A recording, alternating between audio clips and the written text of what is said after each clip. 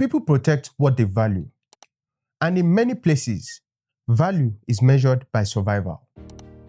If a forest feeds no family, creates no income, and offers no visible opportunity, why would people fight to protect it? Conservation fails when local people are asked to sacrifice without being included in the reward. Here is where it starts to make sense. Let's make this clear. Ecotourism is not just tourism in nature. It is not taking pictures in beautiful places and calling it sustainability. Real ecotourism means ecosystems generate value without being destroyed. For example, protected forests attracting responsible visitors. Wildlife conservation linked to local livelihoods. Community-owned tourism opportunities. Cultural preservation connected to environmental protection. The goal is simple. Nature must be worth more alive than exploited. Now, here is where most conservation plans fail. They focus on protecting land, but ignore the people living on it. If local communities see conservation as restriction, they will resist it. Let's break it down. Farmers losing access to land. Fishers restricted from traditional areas. Villages excluded from tourism profits. And communities treated as outsiders in their own environment. Protection without participation creates resentment, not sustainability. Conservation cannot compete with poverty using moral arguments alone. If illegal logging feeds a family today, and conservation offers only promises for tomorrow, the decision becomes predictable. This is not greed, it is economic reality. That is why local incentives are not optional, they are the foundation. Local incentives must be practical, not symbolic. Let's break it down.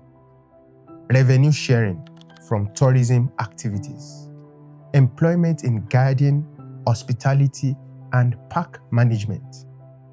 Support for local businesses around protected areas. Education and training linked to conservation work.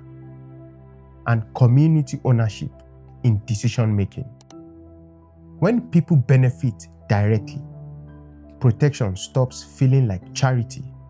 It becomes strategy. When communities are excluded, conservation becomes fragile. Let's break it down. Increased poaching and illegal resource use. Conflict between residents and protected area authorities. Distrust toward environmental projects. Short-term exploitation replacing long-term stewardship. People do not protect systems they feel locked out of. And resentment is stronger than policy. This requires more than good intentions. It requires structure. So let's break it down. Transparent revenue systems.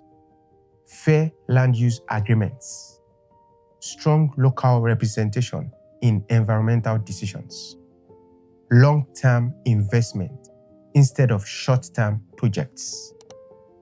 Ecotourism without governance becomes exploitation with better branding. Now, we need a different conservation mindset. Examples: communities must be partners, not spectators. Environmental protection must create local opportunities. Revenue must return to the people protecting the land. Conservation must be economically realistic. This is not generosity, it is survival planning. If the people closest to nature cannot benefit from protecting it, they will be forced to survive by using it. And survival will always defeat symbolism. The strongest conservation strategy is not exclusion, it is ownership. What do you think? Let me know in the comments below, and I will see you on the next one. Bye for now.